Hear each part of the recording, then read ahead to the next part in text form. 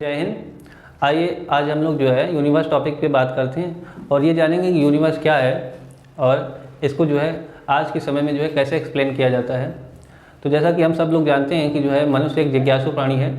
वो आसपास होने वाली घटनाओं और चीज़ों के बारे में जानने की इच्छा रखता है और जब वो जो है आसमान की तरफ देखता है तो उसे बहुत सारी जो है चीज़ें और घटनाएँ जो है होती हुई नज़र आती हैं। तो इन सब चीज़ों को जानने के लिए जो है वो यत्न करता रहता है।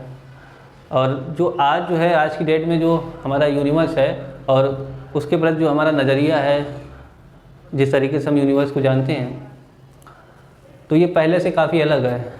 शुरुआत में प्राचीन काल में ये माना जाता था कि यूनिवर्स में जो पृथ्वी है वो जो है ब्रह्मांड का केंद्र है और बाकी सारी चीज़ें जो है पृथ्वी के चारों तरफ, अर्थ के चारों तरफ चक्कर लगा रही हैं।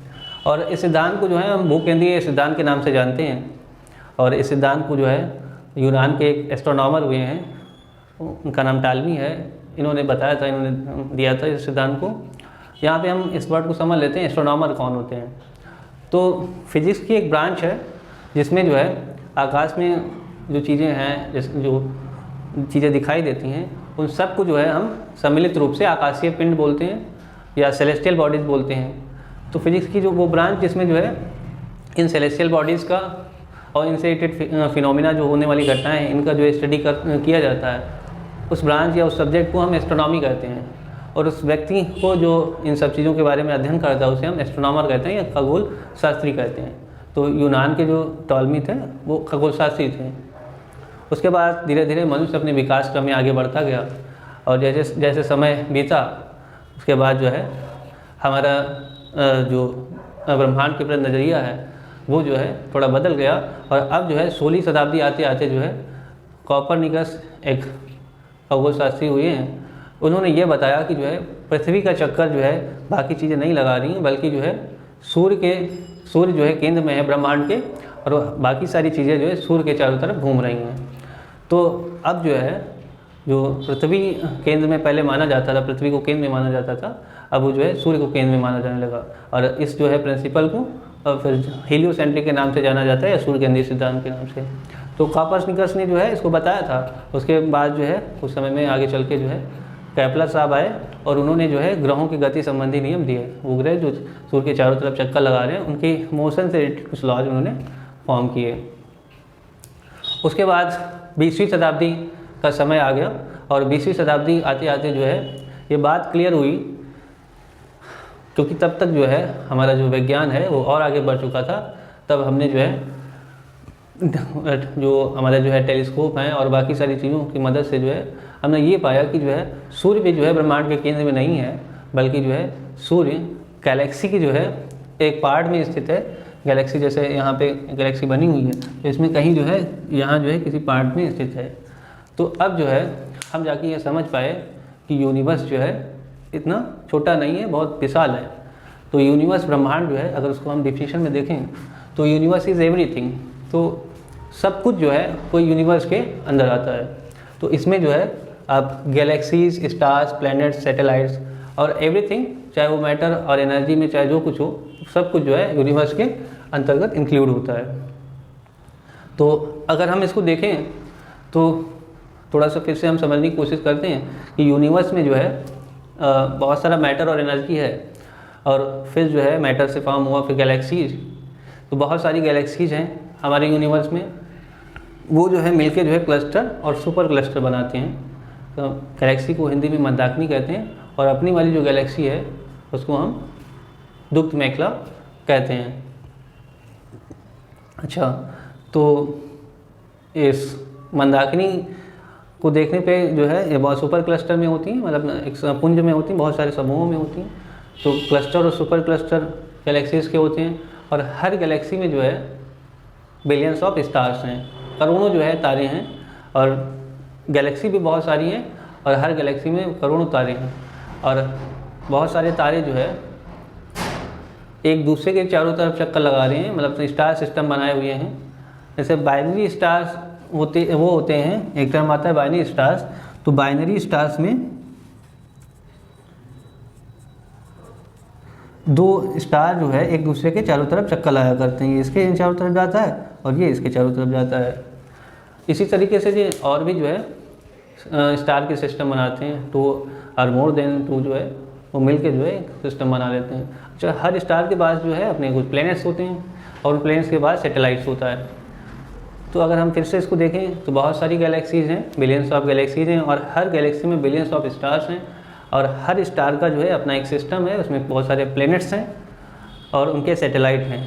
तो हम इसमें कहाँ हैं अगर हम यूनिवर्स में देखें तो अगर हम अपनी गैलेक्सी की बात करें दुग्ध मेखला या आकाशगंगा की, तो हमारी गैलेक्सी में मिलियंस ऑफ स्टार हैं, उसमें से एक स्टार जो है हमारा सन है जिसको हम कहते हैं, और हम सन के परिवार में या सोलर सिस्टम में जो है हमारा जो है प्लैनेट है और उस प्लैनेट पे जो है हम अपने एशिया कॉन्टिनेंट में रहते हैं और एशिया कॉन्टिनेंट में भी बहुत सारे कंट्रीज़ हैं और उस कंट्री में हमारा कंट्री जो है भारत है। भारत में भी जो है हम देखें हमारे अगर भारत में बहुत सारे राज्य हैं और उसमें से जो है एक राज्य हमारा यूपी है, जैसे आप लोगों के कुछ और राज्य हो सकते हैं लेकिन हमारा राज्य यूपी है और यूपी में भी जो है हम अगर बात करें तो एक डिस्ट्रिक्ट में जो है रहते हैं यूपी के और उस डिस्ट्रिक्ट में भी बहुत सारे जो है ब्लॉक्स होते हैं, उस ब्लॉक में जो है बहुत सारे गांव होते हैं और गांव में से जो है फिर हम किसी एक गांव में किसी मोहल्ले में जो है रहते हैं। लेकिन फिर भी जो है हम यूनिवर्स को समझने की कोशिश कर रहे हैं। तो आपको ये समझ में आया होगा कि अब यूनिवर्स है क्या, आगे थोड़ी अंडरस्टैंडिंग बड़ी होगी आपकी यूनिवर्स के प्रति। तो यूनिवर्स जितना हम लोग पहले जो है इसको प्राचीन काल में जो लोग समझते थे, आज जो है वो धारणा बदल चुकी है, यूनिवर्स बहुत विशाल है। तो अब जो है मुद्दा ये आता है कि जो है यूनिवर्स को समझने के लिए जो है बहुत सारी थ्योरीज जो है कॉइन की गई हैं, जिसमें जो है कुछ महत्वपूर्ण थ्योरीज हैं। हमने जो है इसमें 5 जो है मेन थ्योरी लिखी और 6 वाली एक अदर थ्योरीज कैटेगरी बनाई हुई है, उसमें वैदिक कॉस्मोलॉजी का नाम रखा है। तो ये पहली जैसे थ्योरी यहाँ पे लिखी हुई है बिग बैंग थ्योरी, हिंदी में इसे महाविस्फोट सिद्धांत कहते हैं। फिर स्टेडी स्टेट थ्योरी, उसके बाद eternal inflation theory, oscillating cyclic theory, oscillating brain theory and other theories में हमने वैदिक कॉस्मोलॉजी एक थ्योरी को लिया हुआ है। इन सभी थ्योरीज में जो है जो आज की डेट में मोस्ट एक्सेप्टेड जो थ्योरी है वो बिग बैंग थ्योरी है, महाविस्फोट सिद्धांत है। क्योंकि जो भी जो है हमारे पास जो एक्सपेरिमेंटल डेटा आ रहा है कंप्यूटर या ऑब्जर्वेशन से, टेलीस्कोप की मदद से जो हमने ऑब्जर्वेशन किया, तो वो सब जो है डेटा हमारे जो यूनिवर्स को जो है एक्सप्लेन करता है, उसे मैच करता है। हालांकि जो है इसके भी थोड़े मतलब ड्रॉबैक हैं, मतलब यही एक सत्य नहीं है, लेकिन फ़िलहाल जो है आज की डेट में बिग बैंग थ्योरी ही सबसे मान्य थ्योरी है जो यूनिवर्स को एक्सप्लेन करती है और ये बताती है उसकी ओरिजिन कैसे हुई और उसका इवोल्यूशन कैसे हुआ, कैसे उसकी उत्पत्ति हुई और कैसे उसका विकास हुआ। तो आइए देखते हैं बिग बैंग थ्योरी क्या है।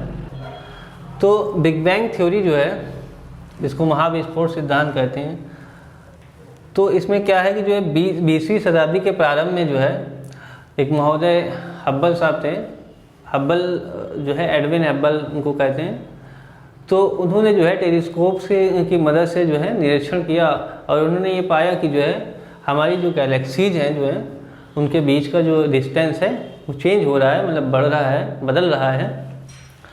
तो इसको जो है हम विज्ञान में जो है इसकी व्याख्या जो है इस तरीके से करते हैं कि एक कॉन्सेप्ट होता है डॉपलर इफेक्ट। और डॉपलर इफेक्ट में ये होता है कि जो है जैसे कोई ध्वनि स्रोत जो है अगर हमसे दूर जाता है तो जो फ्रीक्वेंसी होती है वो घट जाती है और जिसकी तरफ जा रहा होता है वहाँ पे जो है फ्रीक्वेंसी बढ़ने लगती है उस तरफ। तो इसी का जो है प्रयोग करके, इसी को आधार बना के जो है एक जो है जो रेड शिफ्ट की घटना होती है जिसे हिंदी में अवरक्त विस्थापन कहते हैं। तो इसमें यह होता है कि अगर कोई प्रकाश स्रोत जो है हमसे दूर जा रहा है तो उससे आने वाली जो प्रकाश तरंगें होंगी उनका जो स्पेक्ट्रम होगा वो लाल किरण की तरफ या लाल रंग की तरफ जो है, लाल किरण नहीं लाल रंग की तरफ जो है वो विस्थापित हो जाता है। तो इस घटना को हम लोग रेड शिफ्ट कहते हैं, इसको हम रेड शिफ्ट कहते हैं, अवरक्त विस्थापन। तो इसको आधार बना के जो है इन्होंने जो है एडविन हब्बल ने जो है प्रेक्षण किया और पाया कि जो है इसमें रेड शिफ्टिंग हो रही है प्रकाश की तरंगों में। और उसके बाद जो है जॉर्ज लेमेंटियर ने जो है इसकी व्याख्या की, उन्होंने जो है इसको टाइम स्केल पे जो है पीछे ले गए। उनका मतलब ये था कि जो है अगर जो है चीज़ें दूर जा रही हैं तो इसका मतलब ये कभी जो है पास में ज़रूर रही होंगी, तभी इनके बीच में जो है दूरी बढ़ रही है। तो फिर जब टाइम स्केल के जो है जब इसको पीछे ले जाया गया तो जो है उसके बाद उन्होंने बताया कि जो है कि इसका मतलब कहीं ना कहीं बिग बैंग हुआ था, इसको महाविस्फोट कहते हैं। और इसके आधार पे जो है हमारे यूनिवर्स की जो एज कैलकुलेट होके आई वो 13.8 बिलियन ईयर्स है, 13.8 बिलियन ईयर्स है। इतने जो है 13.8 बिलियन ईयर्स जो है हमारे जो है यूनिवर्स को बने हुए हो गया। तो ये बिग बैंग थ्योरी का जो है मानना है सर। तो इट में भी रॉन्ग, मतलब हो सकता है कि ये जो है जो चीज़ें हैं हो सकता है कुछ बदल जाएं, लेकिन अभी जो हमारे पास जो व्याख्या है वो कुछ इसी तरीके की है। तो इसमें हम लोग देखते हैं कि जो है बिग बैंग थ्योरी में जो है इसको कैसे एक्सप्लेन किया गया है, कैसे इवोल्यूशन हुआ है। तो सबसे पहले जो है इसमें ये बात की जाती है कि जो है हमारा ब्रह्मांड जो है शुरुआत में एक पॉइंट पे जो है जिसको हम सिंगुलैरिटी पॉइंट कहते हैं, वहाँ पे बहुत ही जो है हाईली जो है डेंस और हाईली टेम्परेचर वाला वो पॉइंट, और उसके बाद जो है उसमें जो है क्वांटम फ्लक्चुएशंस होता है। क्वांटम फ्लक्चुएशंस मतलब जो है कैसे होता है, उसका क्या बेसिस है, इसके बारे में कुछ भी जो है नहीं पता है, लेकिन फिर भी जो है इसमें ये कहा जाता है कि क्वांटम फ्लक्चुएशन होने के कारण जो है इसमें जो है विस्फोट हो जाता है, बिग बैंग हो जाता है। उसके बाद जो है इन्फ्लेशन स्टार्ट होता है, मतलब प्रसार स्टार्ट होता है। और जैसे जैसे इन्फ्लेशन स्टार्ट होता है उसके बाद जो है प्रोटॉन फॉर्म होने लगते हैं। प्रोटॉन फॉर्म होने के बाद न्यूक्लियर फ्यूजन होता है, स्टार्ट हो जाता है। और जब फ्यूजन रुकता है तो उसके बाद जो है सबसे पहले जो है हमें 3,00,000 साल बीत जाने के बाद जो है हमें कॉस्मिक माइक्रोवेव बैकग्राउंड रेडिएशन मिलता है, जहाँ से हमें जो है अर्ली जो यूनिवर्स होता है, मतलब सबसे पहले जो यूनिवर्स जो है विजिबल हुआ, तो वो उसमें जो है जो टाइम लगा वो 3,80,000 समय है, 3,80,000 साल। तो इतना टाइम जब बीत गया तब जो है हमें यूनिवर्स विजिबल हुआ। उसके बाद जो है न्यूट्रल हाइड्रोजन फॉर्म होता है और यहाँ से जो है फिर गैलेक्सीज और स्टार्स का जो है फॉर्मेशन स्टार्ट होता है। तो आज जो है जो प्रेजेंट यूनिवर्स है वो यहाँ पे कुछ इस तरीके से है और वो भी जो है फैल रहा है, और इसको जो है टाइम जो है 13.8 बिलियन ईयर्स हो गए। अच्छा, इस समय जो हमारा जो है जो ऑब्जर्वेबल जो यूनिवर्स है जिसको हम अब समझ सकते हैं या देख सकते हैं, उसका जो डायमीटर है वो करीब 93 बिलियन लाइट ईयर्स है।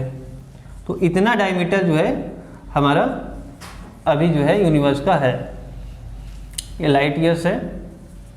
लाइट ईयर्स आप लोग जानते हैं कि जो है 1 ईयर में प्रकाश की स्पीड से जो है जो दूरी कवर होती है, डिस्टेंस कवर होती है, उसको 1 लाइट ईयर कहते हैं। तो करीब 93 बिलियन लाइट ईयर्स जो है हमारा ऑब्जर्वेबल जो यूनिवर्स है उसका डायमीटर है।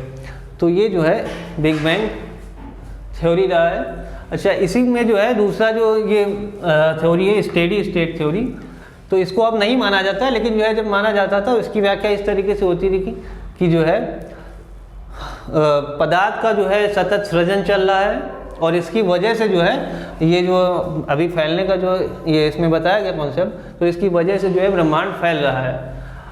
लेकिन जो है इन्होंने ये बताया कि ना तो इसका कोई प्रारंभ है ना तो कोई अंत है ब्रह्मांड का, लेकिन ये अब नहीं माना जाता ये जो है स्टेडी स्टेट थ्योरी। इसके बाद जो है एक अगला जो हमने लिखा था इटर्नल इन्फ्लेशन थ्योरी, ये थ्योरी ये मानती है कि जो है जैसे इस डायरेक्शन में जो है एक डायरेक्शन में जो है इन्फ्लेशन हुआ है, तो ये ज़रूरी नहीं है कि एक ही डायरेक्शन में इन्फ्लेशन हुआ, में भी जो है इस तरीके से इधर भी जो है इन्फ्लेशन हुआ होगा, ऐसा इनका मानना है, इस थ्योरी का मानना है।